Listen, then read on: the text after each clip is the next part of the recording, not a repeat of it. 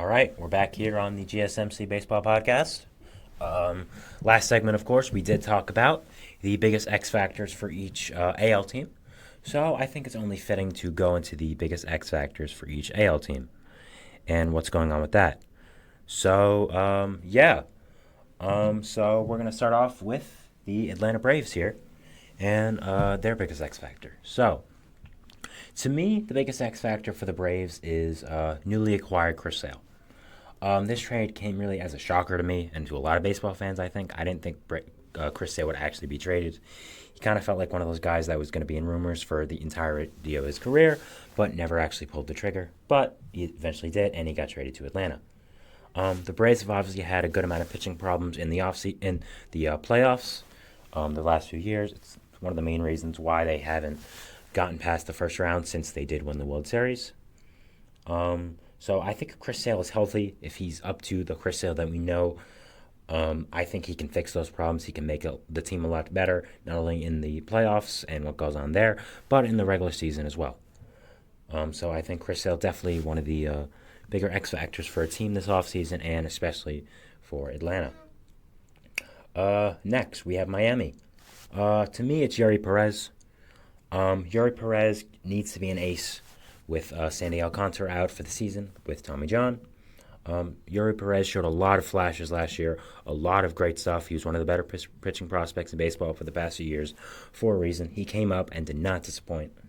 I think he's going to be really good. As a fan of a team in the NL East, I think he's going to be a thorn on our side for a long time. If he can be the player that they want him to be, that they need him to be, that he can be, that he was supposed to be, that the Marlins can, they can be competitive potentially. They made the playoffs last year. They did lose a good amount of pieces, but you're getting guys like Jake Berger, like Josh Bell for a full season. So who knows?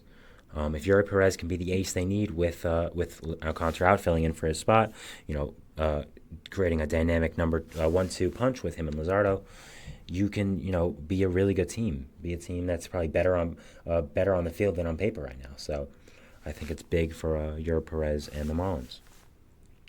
The Mets. I was with two players here, but I inevitably ended on Luis Severino.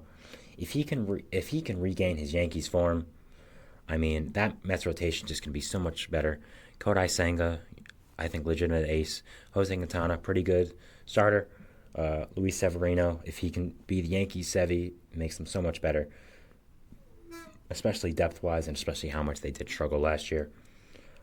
So I think it makes, I think he can take this team to a whole new level if he's healthy and he's good. From all the things he said, I'm definitely drinking the Kool-Aid on him. I definitely think he can be really good again and regain his form. I was with him and Starling Marte.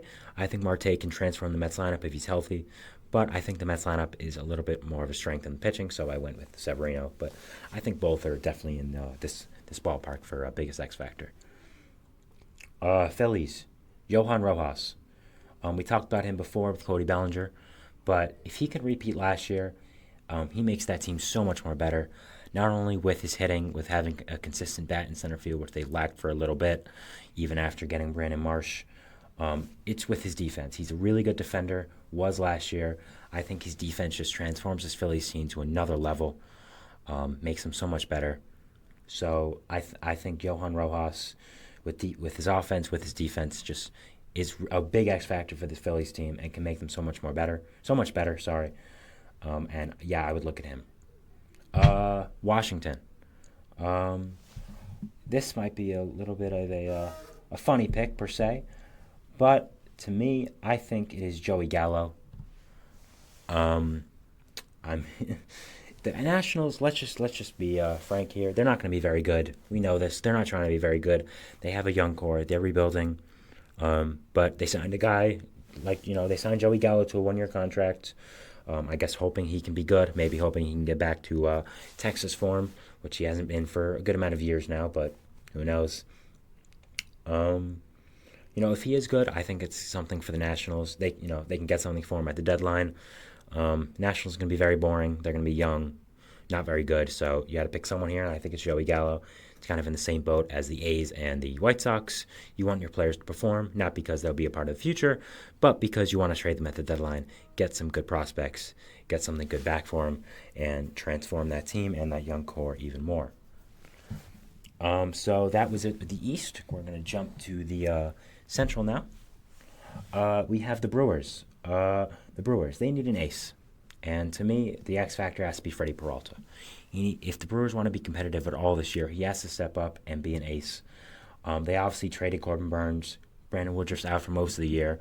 They did re-sign him today, which we'll talk about later. But yeah, he's still out for most of the year, if probably all of it. But if they want to be at all competitive, Milwaukee, Freddie Peralta needs to pitch like an ace. He needs to pitch like the guy that's top of the rotation. And, the Central is winnable. That's why I'm not giving up on the Brewers entirely. So I think it all really depends. A lot of it depends on Freddie Peralta. The Cubs, we're going to talk about the aforementioned Pete Crow Armstrong. We talked about him when we talked about the free agents on the market and Bellinger. If he can play to his potential, the Cubs can be so much better. He patrols center field with an amazing glove.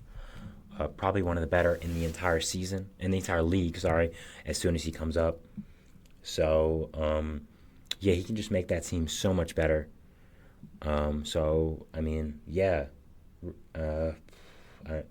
He's a big X factor for them. Obviously not a guy that everyone's looking for right now. When you think of the Cubs, I don't think you think of him. But if he can come up, play to his potential, play like the top prospect he is, he makes the Cubs a lot better. The Reds. This is kind of like PCA here. It's Ellie De La Cruz, just a young prospect who needs to come up, make some noise, would change the dynamic of this team almost immediately. So I think Ellie makes I think he's the big X factor here. Obviously, he didn't have the best season last year. It wasn't bad, but it was a rookie season. He did show flashes of just his raw power, his raw athleticism, how good he is at the game of baseball. And that needs to translate to stats if the Reds want to make some noise in the Central and win it, like I think they can. The Pirates. It's O'Neal Cruz. Obviously, we know of O'Neal Cruz as kind of the guy who was launching homers 500 feet left and right this year before. But last year, he got into a freak injury, not his fault, and he got injured, and he was out the entirety of the year except for 9 games. So if he stays healthy, plays to his potential, like I said with the other two, he can be a spark for this young Pirates team that's hungry, that wants to go back to competitiveness, that wants to give this fan base a winner. As you're seeing kind of now, a lot of young players in the Central Division, a good young division that I think is going to get better with time, better with age, and better with maturity. So I like that. But yeah, for the Pirates, definitely O'Neal Cruz. If he can be a franchise guy, shortstop position, be a guy that was on the prospects list for so long, guy that can just be dynamic, transform that team and organization, it helps him so much. Finally, we have the Cardinals. It's not one of their young hitters. It's going to be, for me, Lance Lynn. Lance Lynn was a very interesting signing for the Cardinals, to say the least. We expected them to add 3 really good pitchers, and instead they added the Cy Young runner-up and 2 older guys who haven't had a great season in a couple of years. But Lance Lynn, obviously, we know of him. He was with the Cardinals for a long time. Kind of a homecoming here. Maybe he feels more comfortable in St. Louis and the Cardinals see something in him that we don't. That's entirely possible. I'm not going to doubt that. But if he's good, to me, that takes the Cardinals' rotation just a whole nother level. It makes them so much better. And to me, the Cardinals' rotation does not have to be great. It doesn't have to be good even. It has to be passable. Sonny Gray, I think, was a good addition. But if the rotation is passable, they can easily win the Central. They have such a good young hitting core with veterans scattered around like Nolan Arenado, like Paul Goldschmidt, of course, but Jordan Walker, Mason Wynn, just other guys coming up in that team, Lars Nootbaar, Brendan Donovan, just so many good young hitters that all that's really missing is just a passable rotation, even a passable one, not even a good one, just one that can throw decent innings. If you get that, you can be a much better team. and a team that I think, would be the favorite for the NL Central. So I think a lot of it relies on not only Lance Lynn, who I mentioned, but Kyle Gibson, who was also signed to be a veteran innings eater. Finally, we have the West. We're going to talk about the reigning NL pennant champions, and that is Eduardo Rodriguez. I love the signing for them. I thought it was great value. Made a lot of sense. Creates a great top three there with him, Zach Gallen, and Merrill Kelly. So to me, if he can perform to what they signed him for, which was to be a really good number 3 starting pitcher, that takes them to where they may even be the best team in the NL and NL West, even above the Dodgers with all the moves they made. I mean, just an incredible rotation, in my opinion. We saw what they could do last year in the playoffs. I feel like people are underrating them a little bit, not giving them the credit they deserve. So, yeah, I think Eduardo Rodriguez is a big X factor in their season and can really influence how their team plays. We talked about the Dodgers with the Diamondbacks, so it's only fitting to go to them. And to me, it's Tyler Glasnow. Glasnow kind of has not gotten as much media coverage as he was getting before because he's kind of overshadowed with Ohtani and Yamamoto coming to the Dodgers in the same offseason. But Glasnow, I think, is the big X factor here. You look at the Dodgers rotation, there's a lot of question marks. You have Yamamoto, who I think is going to be very good. I want to make that very clear. I'm a big believer in him. That's why I wanted my team to give him $700. I want, not $700 million, sorry, I was thinking of Ohtani, $300 million. And I'm a big believer in the Dodgers contract they gave him will be good, and he will be good. But this is his first year in the MLB, of course. So he's going to have some question marks. He's going to have some learning curves. You have Walker Buehler, who's coming off major injury, Bobby Miller, Emmett Sheehan, who are good young players, but again, good young players. James Paxton, who has some injury risk, which we saw in his delayed physical. And so I think it all leads down to Tyler Glasnow. If Glasnow can be really good, be the pitcher that they traded for, it will make the teams just so much more better. So much better. I don't know why I keep saying so much more better. My apologies. So much better. And really gives that rotation life, makes it, gives them so much more depth, and kind of evens out the question marks in the rotation. So next we're going to move to the Dodgers' biggest rival, or to the other side of California, the Padres. To me, it's Michael King. They traded for him for a reason. If he can, I almost went with Fernando Tatis Jr. here. I think most people would. But if King can replicate the success he had as a starting pitcher with the Yankees, it takes the Padres to a whole new level. Their ceiling goes way up as a team with all the question marks they have. So, yeah, I definitely think it's Michael King.